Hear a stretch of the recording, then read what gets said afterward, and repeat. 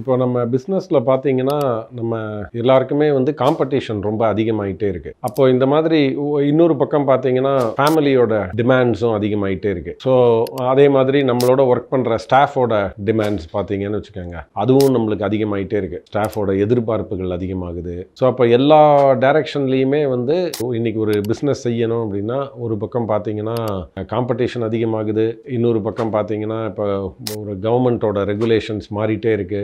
இந்த மாதிரி ஒரு இதில் பார்த்தீங்கன்னா நம்ம இந்த மாற்றங்களெல்லாம் சந்திக்கிறதுக்கு நம்மளுடைய எமோஷனல் பேலன்ஸ் வந்து ரொம்ப முக்கியமாகுது. நம்மளுக்கு நிறையா சேலஞ்சஸ் இருக்குது அப்படின்றதுனால டிஃபென்சிவான மைண்ட் செட்டிலேயே எல்லா பிரச்சனையும் அணுகிறோன்னு வச்சுக்கோங்களேன், நம்மளால் எந்த ஒரு பிரச்சனைக்குமே தீர்வு காண முடியாத மாதிரி ஆகிடும். அதே மாதிரி நம்ம ஒரு நெகட்டிவ் நியூஸ் பிஸ்னஸில் வர்றது அப்படின்றதுக்காக ஒரு ஆன்சைட்டிலேயோ இல்லை ஒரு இரிட்டேஷன்லேயோ இருக்கோன்னு வைங்க, நமக்கு அப்போ இந்த மாதிரி நெகட்டிவ் பிஸ்னஸில் என்ன ப்ராப்ளம்ன்றது வராமல் போகுது அப்படின்னா நம்ம அந்த ப்ராப்ளத்தை சால்வே பண்ண போகிறது இல்லை, பிஸ்னஸ் இன்னும் பெரிய ப்ராப்ளத்துக்குள்ளே போயிடும்.